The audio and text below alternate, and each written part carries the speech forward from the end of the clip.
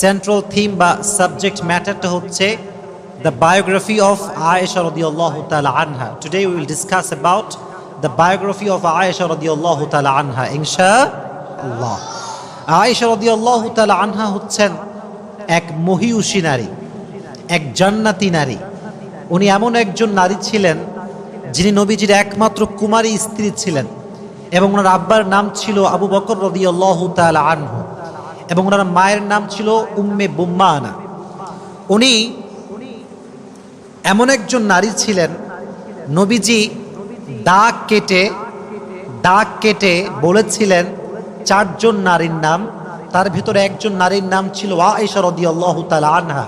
নবীজি বলেছিলেন আয়েশা হচ্ছে গোটা পৃথিবীর ভিতরে সবচেয়ে উত্তম নারী এবং সে এমন একজন নারী যে নারীর তুলনা পৃথিবীতে আর কোনো নারী হতে পারে না। সুবহানাল্লাহ পড়েন। তাহলে আজ থেকে আমরা যারা এই ওয়াজটা শুনছি, আমরা নিয়ত করব এই ওয়াজ থেকে যেন আমাদের জীবনটা পরিবর্তন হয়, যে লেসনটা আমরা পাবো এটা থেকে আমরা আমল করার চেষ্টা করব ইনশাআল্লাহ। বিশেষ করে এই ওয়াজটা যারা মেয়েরা আছে, মায়েরা আছে, এটা তাদের জন্য অনেক বেশি ইফেক্টিভ হবে, কারণ নারীদের মডেলের নাম হচ্ছে আয়েশা রাদিয়াল্লাহু তাআলা আনহা। আজকে মেয়েরা নায়িকাদেরকে মডেল মনে করে, হিরোদেরকে মডেল মনে করে, কিন্তু তাদের আদর্শ, তাদের ভালোবাসার জায়গা, সম্মানের জায়গা তারা ভুলে গিয়েছে। তাদের আদর্শের নাম কোনো নায়িকা নয়, তাদের আদর্শের নাম হচ্ছে খাদিজা, তাদের আদর্শের নাম হচ্ছে আয়েশা, তাদের আদর্শের নাম হচ্ছে ফাতেমা রাদিয়াল্লাহু তাআলা আনহুম। ঠিক কিনা বলেন যুবক ভাইয়েরা? তাদের আদর্শ হচ্ছে এইটা। আল্লাহ তাআলা প্রত্যেকটা মেয়েকে আজকের ওয়াজ যা করব শুনে আমল করার তৌফিক দান করুন। সকলেই পড়েন আমিন। আচ্ছা, আয়েশা হচ্ছে নবীজির একমাত্র কুমারী বউ, কুমারী স্ত্রী। খুব ভালো করে একদম মনোযোগ দিয়ে আমার কথাগুলো শুনবেন। নবীজি যখন আয়েশাকে বিয়ে করেন তখন আয়েশার বয়স ছিল 6 বছর। বলেন কয় বছর? 6 বছর বয়স ছিল। আচ্ছা, আপনাদের হিসাবে 6 বছর বয়সটা কি অনেক বেশি না অনেক কম? অনেক কম বয়স। মনে রাখবেন, নবীজির 2টা বিয়ে হচ্ছে সবচাইতে সমালোচিত বিয়ে। এক হচ্ছে নবীজির চাচাতো বোনের সঙ্গে বিয়ে, যায়েনব বিনতে জাহাশ রাদিয়াল্লাহু তাআলা আনহা। আর একটি বিয়ে হচ্ছে আয়েশা রাদিয়াল্লাহু তাআলা আনহার সাথে বিয়ে।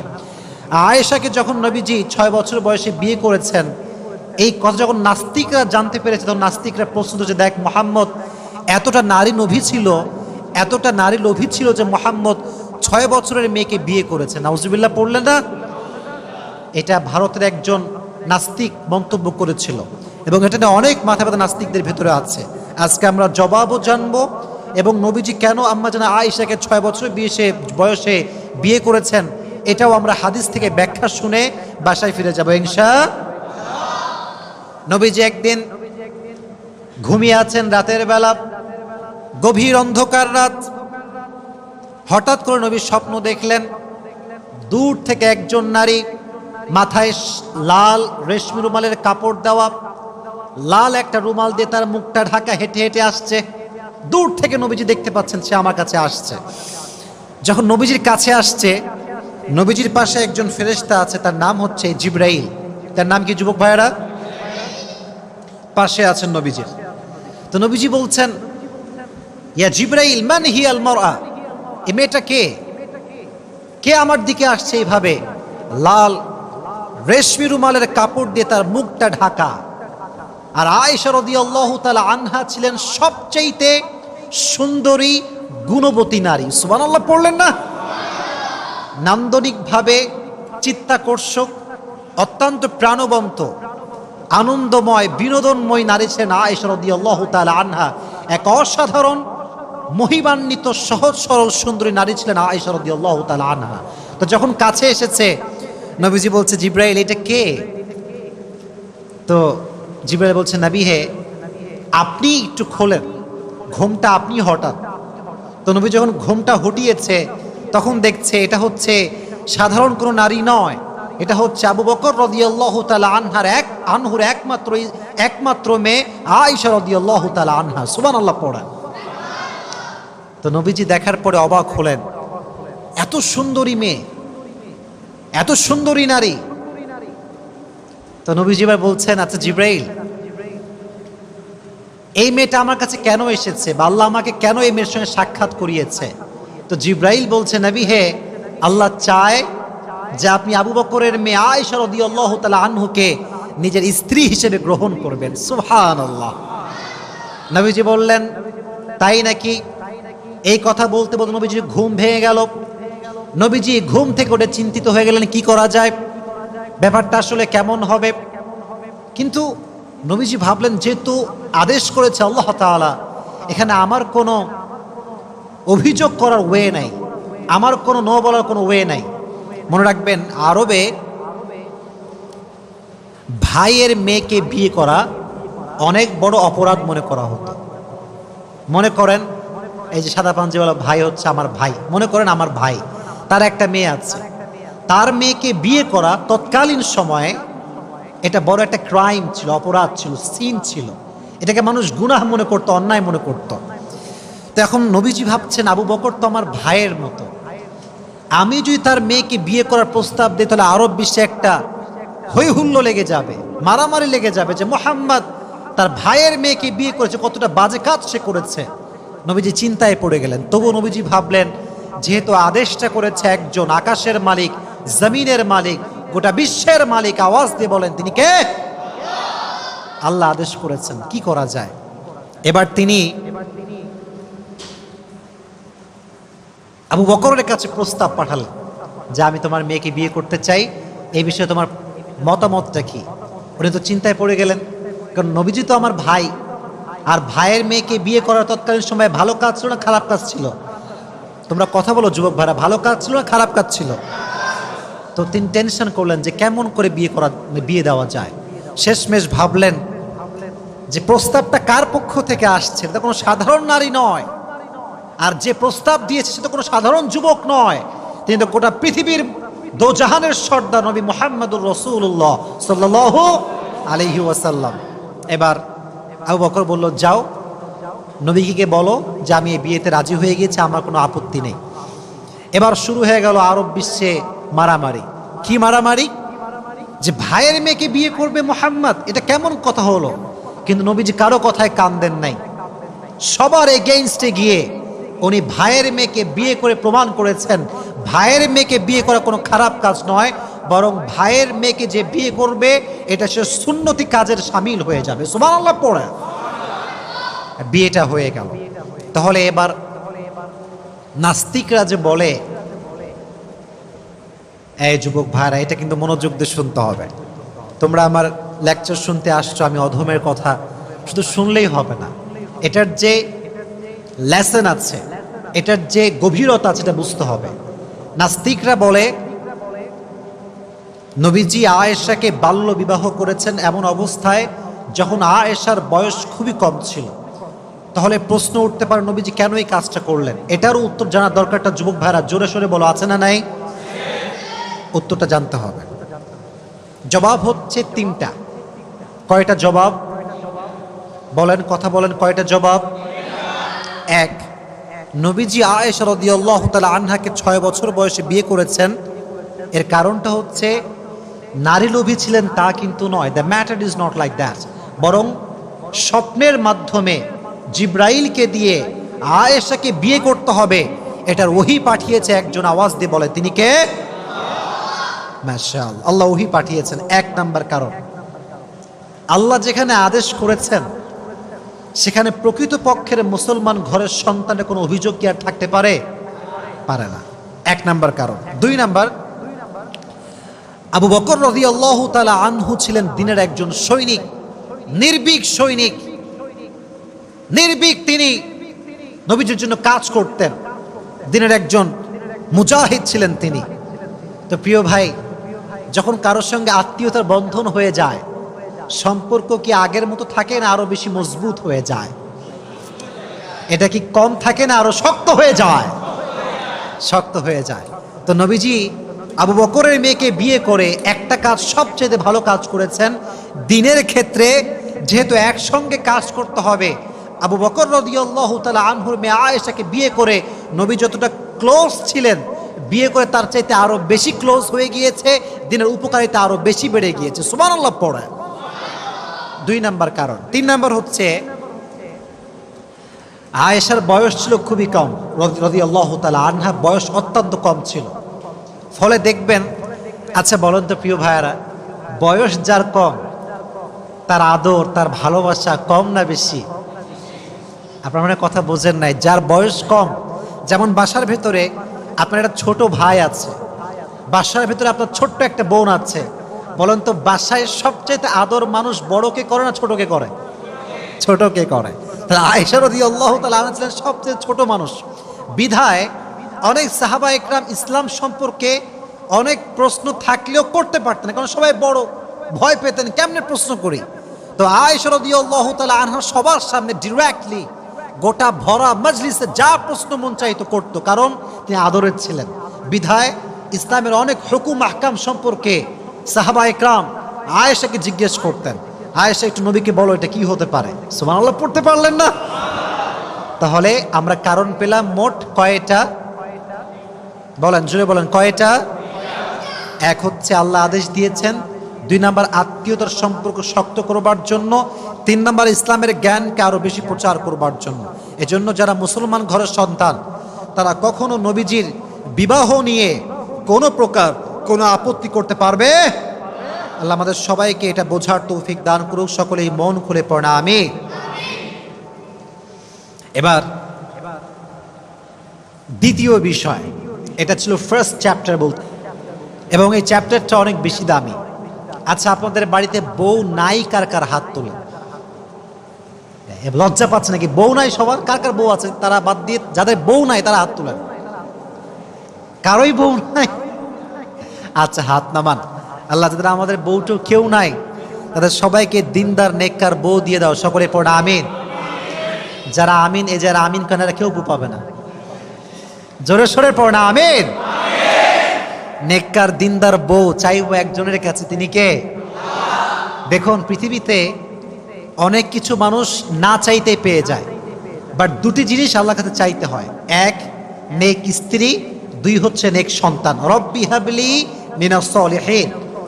আল্লাহর কাছে চাইবেন যে আল্লাহ তুমি আমাকে ভালো বউ দাও, তুমি আমাকে ভালো স্ত্রী দান করো, তুমি আমাকে নেক সন্তান দান করো। এই দোয়াটা করলে কবুল করবে একজন। আওয়াজ দিয়ে বলে তিনি কে? না কপালে কি জুটবে আল্লাহই ভালো জানে। সকলে তাহাজ্জুদের নামাজে দোয়া করবেন তো ইনশাআল্লাহ। আচ্ছা দেখেন, নবীজি আয়েশাকে কত বেশি ভালোবাসতেন এটা হাদিস থেকে জানার দরকারটা যুবক ভাইয়েরা আছে না নাই? জানতে হবে। আমি কয়েকটা হাদিস আপনাদের সামনে উপস্থাপন করব আজকে। এটা যে কত সুন্দর হাদিস, এই হাদিসগুলো শোনার আগে অগ্রিম সকলেই পড়েন সুবহানাল্লাহ। একবার নবীজি সাহাবা একরামদের মাজলিসে বসে আছেন, যেমন ভাবে আমি আপনাদের সামনে বসে আছি। নবীজির সামনে কয়েকশো সাহাবা বসে আছে। একজন যুবক সাহাবা এসে বলল, ইয়া রাসূলুল্লাহ, ইয়া হাবিবাল্লাহ, মান তুহিব্বু আকসার? Who do you love most? নবী হে, আপনি সবচেয়ে বেশি কাকে ভালোবাসেন? আরব বিশ্বে তখন বউকে ভালোবাসা এক কাপুরুষতা মনে করা হতো। যে বউকে ভালোবাসা তাকে বলা হতো কাপুরুষ। তৎকালীন সময়ে প্রথার মাঝখানে নবীজি সমস্ত প্রথাকে ভেঙে দিয়ে সবার সামনে বললেন, সাহাবা একরাম শোনো, উহিব্বু আয়েশাতা আকসার, আমি নবী আমার স্ত্রী আয়েশাকে সবচাইতে বেশি ভালোবাসি। সুবহানাল্লাহ পড়েন। আমি আমার বউকে সবচাইতে বেশি ভালোবাসি। দেখছেন কত সুন্দর হাদিস, সবার সামনে ওপেনলি বলছে আমি আমার বউকে বেশি ভালোবাসি। 1 নাম্বার হাদিস। 2 নাম্বার হাদিস, এটা হচ্ছে এক মজার হাদিস। না যতগুলো হাদিস বলবো তার মাঝে এটা একটা অসাধারণ হাদিস। দেখেন আমাদের হুজুররা যারা আমরা আছি, আমরা বড় খ্যাত বোঝেন, ব্যাকডেটেড, আনস্মার্ট, কি যে বোঝে না তাও বোঝে না, তাও যে বোঝে না তাও বোঝে না। আমাদের অবস্থা হচ্ছে এইরকম। এই যে আমরা হুজুররা যারা একটু স্মার্ট হয়ে চলা ট্রাই করি, আমরা যারা একটু যুবকদের সঙ্গে তাল মিলিয়ে চলি, যুবকদেরকে মোটিভেট করি, আমাদেরকে নিয়েও ফেসবুকে, অনলাইনে, ইউটিউবে মারামারি আছে না নাই? ট্রলের কোনো শেষ নাই। আপনি ইসলামের কাজ করবেন, যুবকরা আপনাকে ভালোবাসবে, আপনার millions of young people follower হবে আর আপনি ট্রলের শিকার হবেন না, ইটস কোয়াইট ইম্পসিবল। এটা হতেই পারে না। বাংলাদেশের সবচাইতে যাকে ট্রল করা হয়েছে সে হচ্ছে মিজানুর রহমান আজহারি, আর এখন সবচেয়ে বড় সেলিব্রিটি বাংলাদেশ যার নাম সে হচ্ছে মিজানুর রহমান আজহারি। ঠিক আছে না কথাটা প্রিয় ভাইয়েরা? ট্রল করে কোনো লাভ হয় না। তো দেখেন, যেটা বলছিলাম, স্মার্ট হতে হবে, রোমান্টিক হতে হবে। আজকালকার স্বামীর এত খ্যাত, যদি বউকে কেউ বলে যে আচ্ছা তোর স্বামী কেমন রে, শালা একটা বাটপার, এর মতো বদমাইশ কেউ নাই। মনে রাখবেন একটা কথা,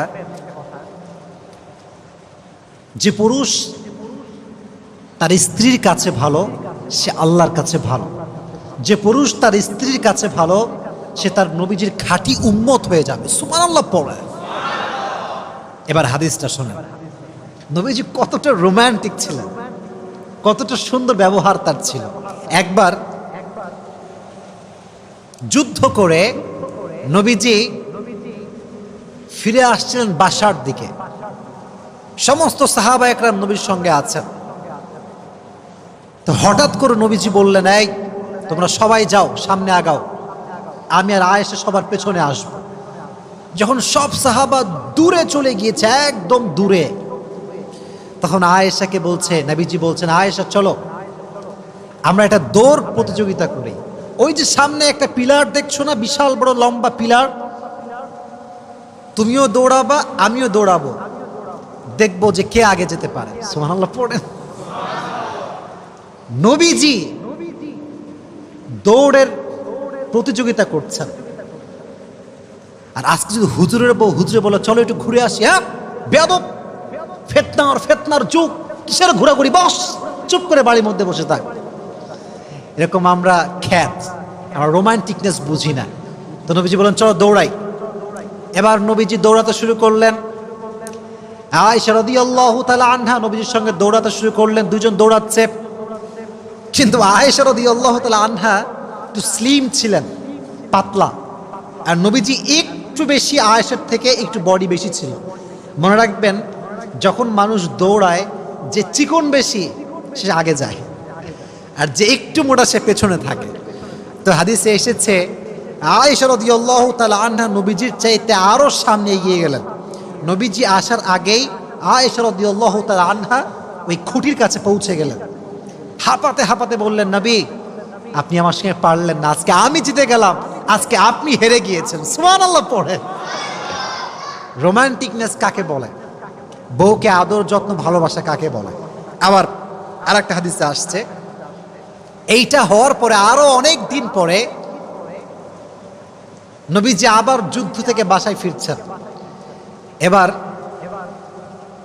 আয়েশা রাদিয়াল্লাহু তাআলা আনহা বলছে, নবী চলেন আজকে আবার হয়ে যাক, দেখি কে পারে আজকে।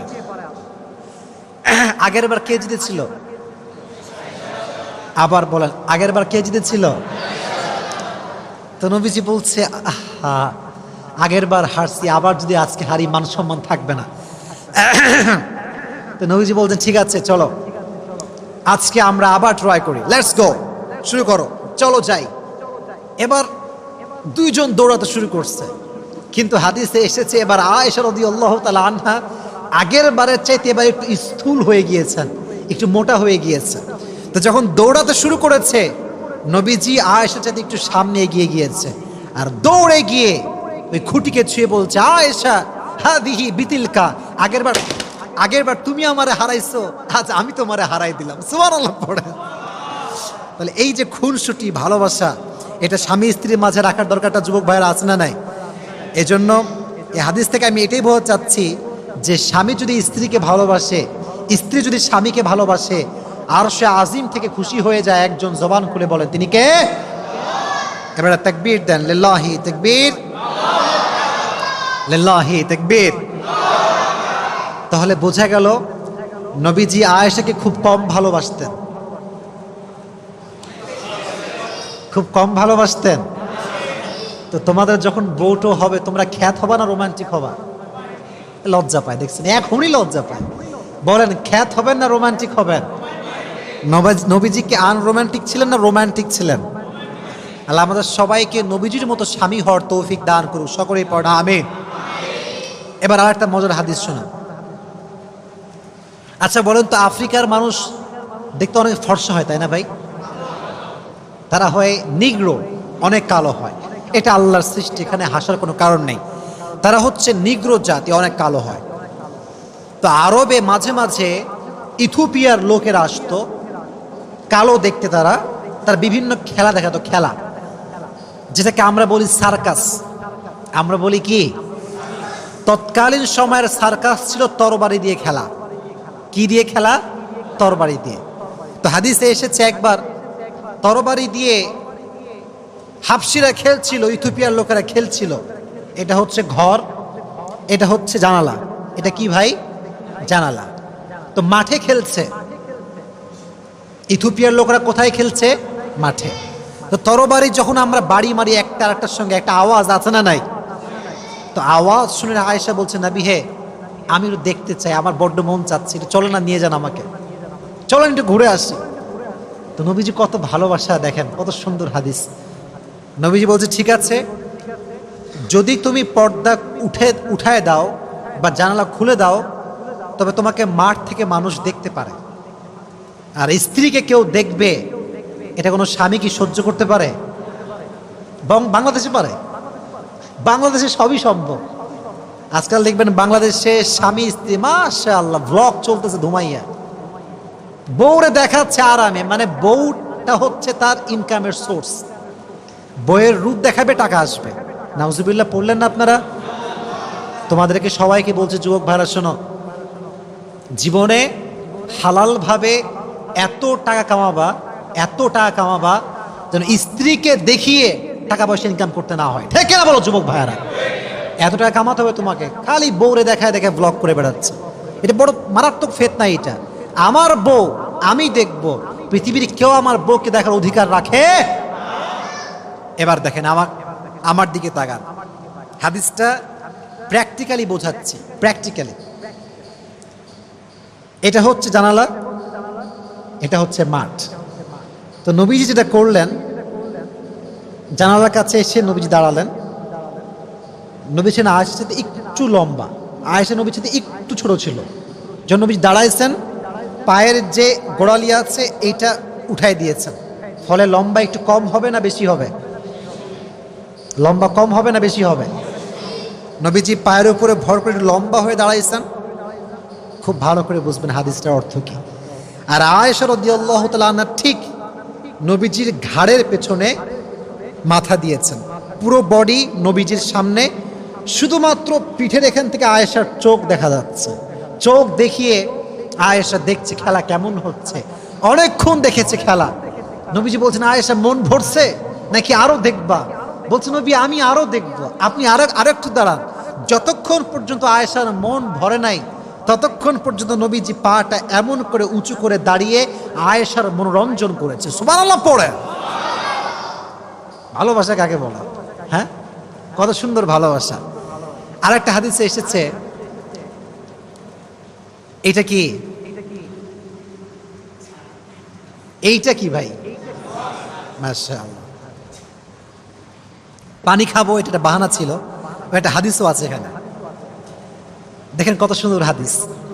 আয়েশা রাদিয়াল্লাহু তাআলা আনহা যে গ্লাসে পানি পান করতেন, মনে করেন নবীজি এখান থেকে পানি পান করেছেন, না আয়েশা এখান থেকে পানি পান করেছেন। নবীজি আয়েশার সামনে ঠিক ওই মুহূর্তে গ্লাসটা নিয়ে আয়েশা যেখান থেকে মুখ লাগিয়ে পানি পান করেছে, নবীজি সেখানে মুখ লাগিয়ে পানি পান করতেন। সুবহানাল্লাহ বললেন না? কি সুন্দর ভালোবাসার বহিঃপ্রকাশ। আরেকটা হাদিসে এসেছে, আমি আগে বলেছিলাম যখন বিয়ে হয়েছিল আয়েশার বয়স কি বেশি ছিল না কম ছিল? আরো জোরে, কম না বেশি? দেখবেন যাদের বয়স কম, ম্যাচিউরিটি কম। বয়স কম, কাজের দক্ষতা কম। কথা ঠিক আছে না প্রিয় ভাইরা? দক্ষতা কম। তো যখন প্রথম বিয়ে করে আসছেন বাসায়, রান্না করতে পারে না, ভাত রান্না করতে পারে না, রুটি বানাইতে পারে না। তো নবীজি এতটা ভালোবাসতেন, শুরুর দিকে নবীজি নিজেই নবীজি ঠিকঠাক করে আটা ছেনতেন, এবং নবীজি নিজেই আয়েশাকে রুটি কেমন করে বানাতে হয় হাতে হাতে শিখাই দিতেন। সুবহানাল্লাহ পড়ে। এই জন্য যুবক ভাইয়েরা যারা এসেছে, আমরা এই হাদিসগুলো থেকে আমরা যেটা বুঝতে পারলাম সেটা হচ্ছে এই, আজ থেকে আমরা বউয়ের সঙ্গে খাসটা মাসটা করবো, কোনো ভালোবাসা হবেই না। এটা শিখলেন নাকি আপনারা? ভালোবাসবেন তো ইনশাআল্লাহ? অনেকে ইনশাআল্লাহ বলতে লজ্জা পাচ্ছে, বলেন ইনশাআল্লাহ।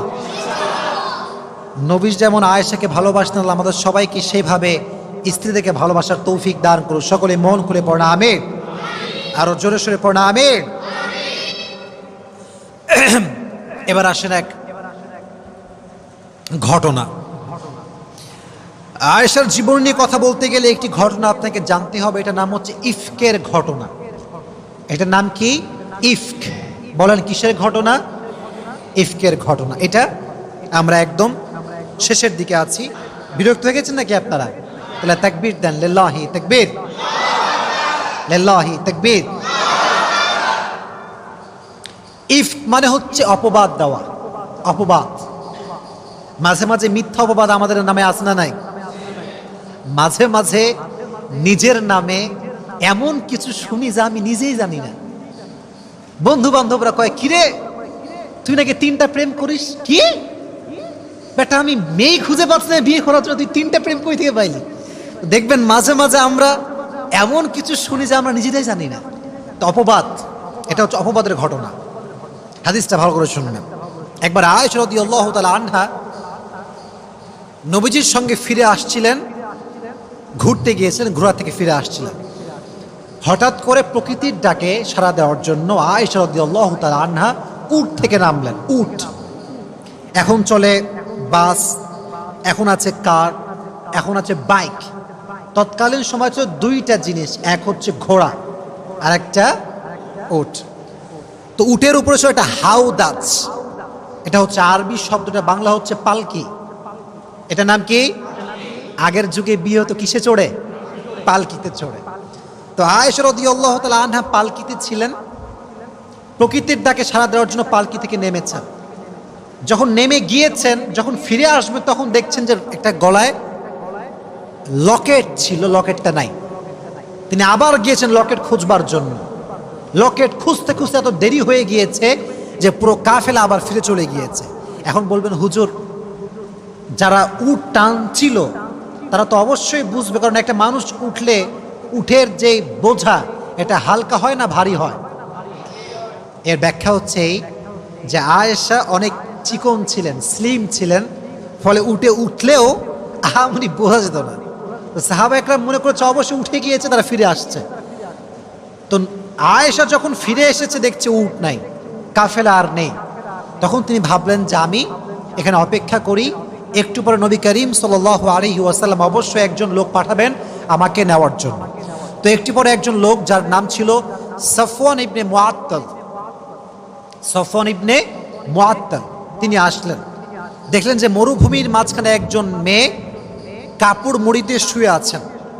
যখনই তিনি মুখ খুলেছেন, কাপড় হটিয়েছেন, তিনি বুঝতে পারেন এটা হচ্ছে নবীজির একমাত্র কুমারী স্ত্রী আয়েশা রাদিয়াল্লাহু তাআলা আনহা।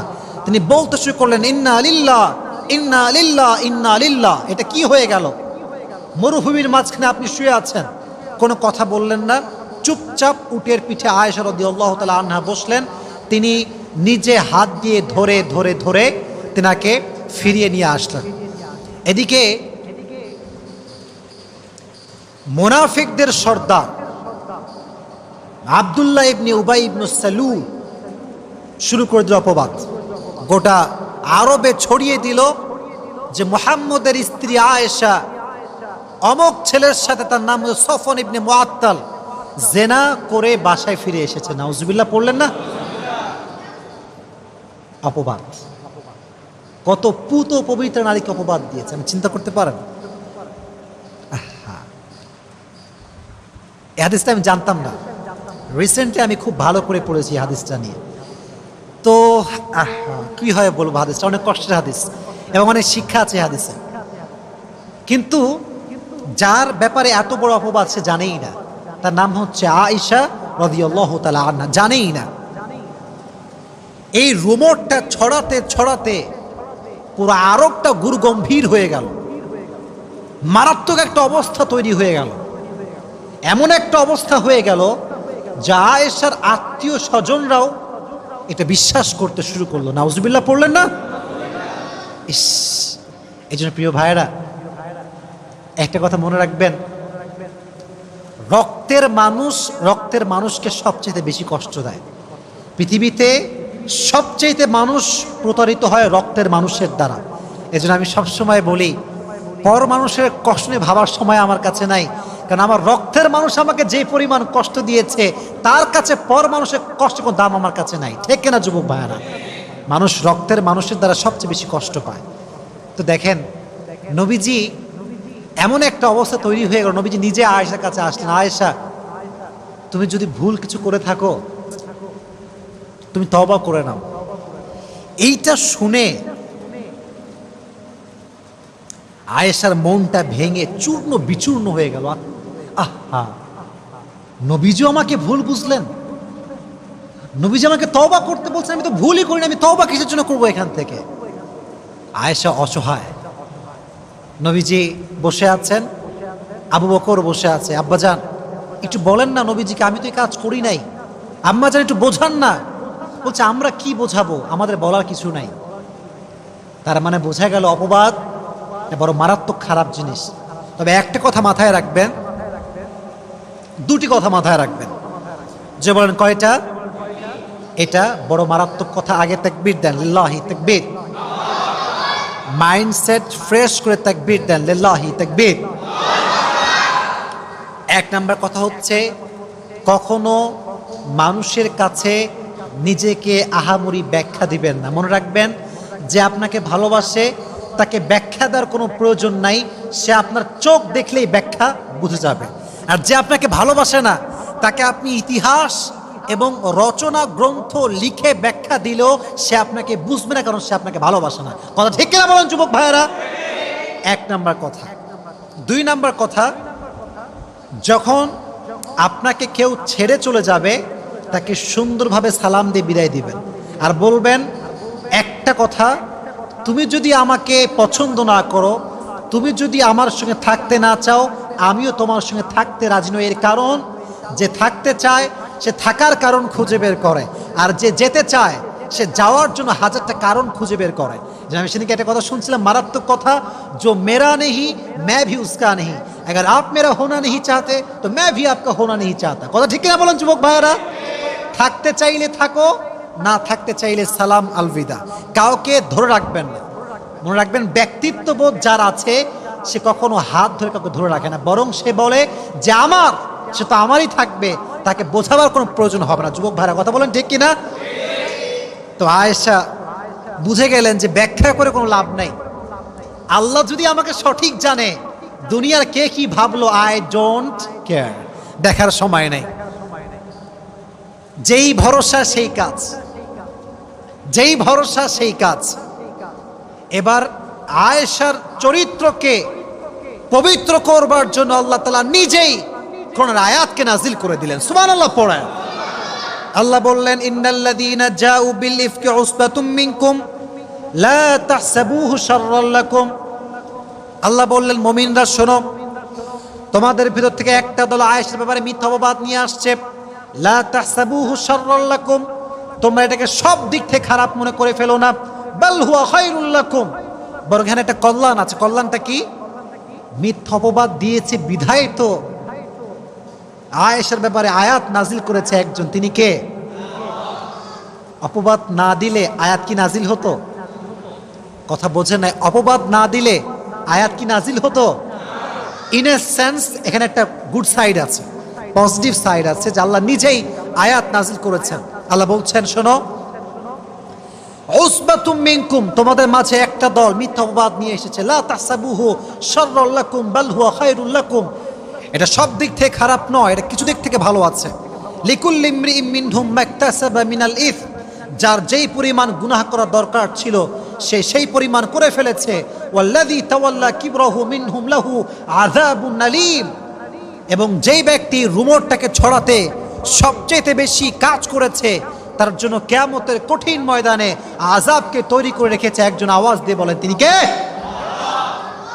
আয়াত নাজিল হওয়ার পরে নবীজি অনেক খুশি হলেন। শেষের দিকে আছি, এটাই আমার শেষের কথা। তো এবার আবু বকর বলছে, আম্মাজান যাও নবীর কাছে গিয়ে শুকরিয়া আদায় করো যে আয়াত নাজিল হয়েছে। এবার একটা কথা শুনুন, আয়েশা বলছে কেন নবীর কাছে কেন শুকরিয়া আদায় করব? আমাকে আমার যে রব পুত পবিত্র করেছেন, আমাকে কলস মুক্ত করেছেন, আমি সে রবের দরবার সিজদা আদায় করব। সুবহানাল্লাহ পড়ে। এজন্য যখন কি অপবাদ দিবে হতাশ হবেন না, নিরাশ হবেন না, ভরসা করবেন একজনকে, আওয়াজ দিয়ে বলেন তিনি কে? তো আয়েশা রাদিয়াল্লাহু তাআলা আনহা ছিলেন নিষ্কুলুষ, তিনি ছিলেন পুত পবিত্রা, তার চরিত্রে কোনো কালেমা লেপন করার সুযোগ নেই। তো তিনি কবে মারা যান? হাদিসে এসেছে তিনি মারা গিয়েছেন আমিরে মুআবিয়া রাদিয়াল্লাহু তাআলা আনহুর শাসন আমলে। হিজরি সন হচ্ছে 58 হিজরি। বলেন কত হিজরি? তিনি মারা যান হচ্ছে 17 রমাজান। কত রমাজান? আরো জোরে কত রমাজান? এটা কিন্তু অনেক গুরুত্বপূর্ণ বিষয়। একজন নারীর জীবন সম্পর্কে বেসিক নলেজ হচ্ছে এইগুলো। কবে জন্মগ্রহণ করেছে, তার চরিত্র কেমন ছিল, আব্বা আম্মা কে ছিল, তার জন্ম কবে, মৃত্যু কবে, এটা জানার দরকারটা আছে না নাই? শাসন আমল হচ্ছে আমিরে মুআবিয়া রাদিয়াল্লাহু তাআলা আনহু। আর 58 হিজরি। কত হিজরি? জোরে বলেন কত হিজরি? যেই দিনে মারা যান দিনটা হচ্ছে রমাজান মাসের 17 রমাজান। কত রমাজান? আর বয়স ছিল 68। কত বয়স? আরো জোরে কত বয়স? নবীজির স্ত্রীদের মাঝে সবচেয়ে বেশি হাদিস যে স্ত্রী বর্ণনা করেছেন তার নাম হচ্ছে আয়েশা রাদিয়াল্লাহু তাআলা আনহা। সুবহানাল্লাহ পড়ে। নবীজির স্ত্রীদের মাঝে নবীজি সবচেয়ে যাকে বেশি ভালোবাসতেন তার নাম হচ্ছে আয়েশা রাদিয়াল্লাহু তাআলা আনহা।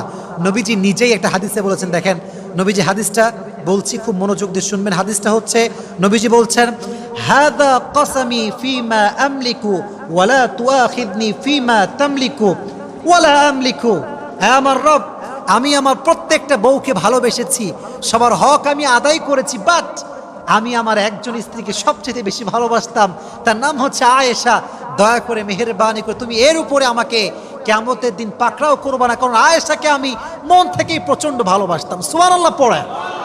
এজন্য যুবক ভাইয়ারা, আজকের আলোচনার শিক্ষা হচ্ছে কয়েকটা, আমি জাস্ট বলা ট্রাই করছি সংক্ষিপ্ত সময়। এক, যারা আমরা হাজবেন্ড হব আমরা বউকে কখনো আর ভালোই বাসবো না। কথা বলেন না কেন আপনারা? ভালোবাসবো না? শুনে নাই, ভালোবাসবো না। এক নাম্বার। দুই নাম্বার, যখনই কারো নামে মিথ্যা অপবাদ শুনবো সঙ্গে সঙ্গে বিশ্বাস করব। সঙ্গে সঙ্গে বিশ্বাস করব। Recheck, cross check, double check করার দরকারটা যুবক ভাইরা আছে না নাই? আগে বুঝবা যে কার নামে শুনছি আদৌ সত্য হতে পারে কিনা, কারণ মানুষ বড় ডেঞ্জারাস। আর আজকাল তো ফেসবুক মাশাআল্লাহ আছে, কিছু হইলেই পোস্ট, কিছু হইলে কন্টেন্ট। আমাদের হুজুরদের কিছু হইলেই যারা ফেসবুক ইউটিউব চালায় কি যে পায়, মিলিয়ন মিলিয়ন ভিউ পাইলে মাথা খারাপ হয়ে যায়, খালি হুজুরদের বিরুদ্ধে লেগে থাকে। এরকম যুবক বাংলাদেশে আছে না নাই? অপবাদ শুনলে বিশ্বাস করা যাবে না। আর এখানে আর একটা কথা বলে দেই, আপন মানুষের পরিচয় তখন পাওয়া যায় যখন মানুষ মিথ্যা অপবাদ দেয়। আপন মানুষের পরিচয় তখন পাওয়া যায় যখন সময় খারাপ যায়। মনে রাখবেন, ভালো সময়ে দূরের মানুষও কাছের হয়ে যায়, আর খারাপ সময়ে আপন মানুষটাও হাত ছেড়ে দেয়। ঠিক না বলেন যুবক ভাই? এই জন্য আমি বারবার বলি যে मैं अपनी बुरे वक्त का शुक्रिया अदा करता हूँ इसलिए कि उसने मुझे ये पैगाम देकर गया है कि कौन मेरा अपना है और कौन मेरा पराया। আমি আমার খারাপ সময়কে ধন্যবাদ দেই, আমি আমার বিপদকে ধন্যবাদ দেই এই জন্য যে আমার খারাপ সময় এবং আমার বিপদ আমাকে বুঝিয়ে দিয়েছে কে আমার আপন কে আমার পর। এজন্য যখন অপবাদ দেয় তখন বোঝা যায় যে আসলে কে আমাকে ভালোবাসে। যে ভালোবাসে সে কি বলে জানেন? আরে জীবনে সব কত শুনবি, বাদ দে, কান্দিস না। আর যে আপনার হেটার্স, কিরে সত্যি নাকি রে, সত্যি তোর গার্লফ্রেন্ড আছে নাকি রে, সত্যি প্রেম করিস নাকি রে, সেটা বলবে। আর যে প্রকৃত পক্ষের বন্ধু সে বলে, বন্ধু मैं तेरा दोस्त हूँ, कौन क्या बोलता है कोई फर्क नहीं पड़ता, मैं तुझे जानता हूँ। ঠিক কিনা বলেন যুবক ভাইয়েরা? আপন মানুষের পরিচয় এটা। অপবাদ আসলে অন্য মানুষ যারা পর, তারা জাস্টিফাই করে, এটা কি সত্য, সত্যি করেছো নাকি গো? আর রাজশাহীর মানুষের জবের ব্যাপার, কি বে তুই করেছিস না, কি বে? রাজশাহীর মানুষ। তা আমরা এটা করব না। যখনই যা শুনবো জাস্টিফাই করবো যে is it real or fake. ইনশাআল্লাহ, জয় বলেন ইনশাআল্লাহ। তাহলে এক, বউকে ভালোবাসবো। দুই হচ্ছে যাই শুনবো মিথ্যা অপবাদে বিশ্বাস করা যাবে না। রাজি আছেন তো ইনশাআল্লাহ? আর মেয়েদেরকে বলবো, আপনারা আজকাল খুব খারাপ হয়ে গিয়েছেন। এর কারণ অনেক মেয়ে দেখবেন, I am really sorry to say, I am really sorry, এটা আমাকে বলতে হবে, অনেক মেয়ের এক পুরুষ দিয়ে হয় না, 10টা পুরুষ লাগে। কথা ঠিক কিনা বলো যুবক ভাইয়েরা? এই যেই মেয়েগুলো 10 পুরুষে আসক্ত হয়, দিন শেষে এমন এক কুয়ার ভেতরে পড়ে যেখান থেকে উঠে আর আসতে পারে না। ঠিক কেন বলো যুবক? আয়েশার মতো হতে হবে আপনাকে।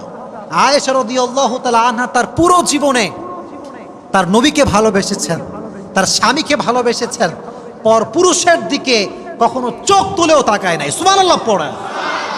এজন্য মেয়েদেরকে বলবো, স্বামী হচ্ছে আপনার জীবনের প্রথম পুরুষ, স্বামী হচ্ছে আপনার জীবনের শেষ পুরুষ। স্বামীকে বাদ দিয়ে কোন নায়কের দিকেও তাকাবেন না, স্বামীকে বাদ দিয়ে এলাকার কোনো যুবকের দিকেও তাকানো যাবে না। ঠিক না বলো যুবকেরা? আল্লাহ প্রত্যেকটা মেয়েকে স্বামী ভক্ত হওয়ার তৌফিক দান করুন, সকলেই পড়া আমিন। আবার অনেক মেয়ে আছে দেখবেন স্বামীর উপরে সন্তুষ্ট না, বলে যে তোমার তো 6 প্যাক নাই, অমুক যুবকের 6 প্যাক আছে, তোমার তো সরকারি চাকরি নাই, অমুক যুবকের সরকারি চাকরি আছে। আমার বোনদেরকে আমি একটা কথাই বলবো, অমুক যুবকের 6 প্যাক থাকতে পারে, সরকারি চাকরি থাকতে পারে, সব থাকতে পারে, কিন্তু অমুক যুবক আপনাকে ভালোবাসে না, আপনার স্বামী আপনাকে প্রকৃত পক্ষের ভালোবাসে। ঠিক কিনা প্রিয় ভাইরা? দিন শেষে স্বামীকে ভালোবাসার দরকারটা আছে নাই? আয়েশা রাদিয়াল্লাহু তাআলা আনহা যেমন নবীকে ভালোবাসতেন, রেসপেক্ট করতেন, প্রত্যেকটা নারীর এরকম রেসপেক্ট করার দরকারটা যুবক ভাইরা বলো আছে না নাই? আল্লাহ প্রত্যেকটা নারীকে আয়েশার মতো স্বামী ভক্ত হওয়ার তৌফিক দান করুক, সকলে মন খুলে পড়া আমিন। এবং আমরা যতটুকু শুনেছি আয়েশার জীবনী সম্পর্কে রাদিয়াল্লাহু তাআলা আনহা, আল্লাহ আমাদের সবাইকে, রানা ভাই বসেন, রানা ভাই ইনি হচ্ছে আমাদের মূল উদ্যোক্তা, উনি মূলত এই আয়োজনটা করেন। আমি ওনার জন্য দোয়া করে ওনাকে নেক হায়াত দান করুন, পড়া আমিন। এই আলোচনা লক্ষ কোটি মানুষ শোনে এবং এই আলোচনার দ্বারা অনেক যুবক দিনের পথে ফিরে আসে। আপনার দোয়া করে আল্লাহ কিয়ামত পর্যন্ত এই আয়োজনকে কবুল করুন, পড়া আমিন। আমরা যা যা বলেছি আল্লাহ তাআলা সবাইকে সে অনুযায়ী আমল করার তৌফিক দান করুন, সকলেই মন খুলে পড়া আমিন। ওয়া আখির দাওয়ানা আনিল হামদুলিল্লাহি রাব্বিল আলামিন।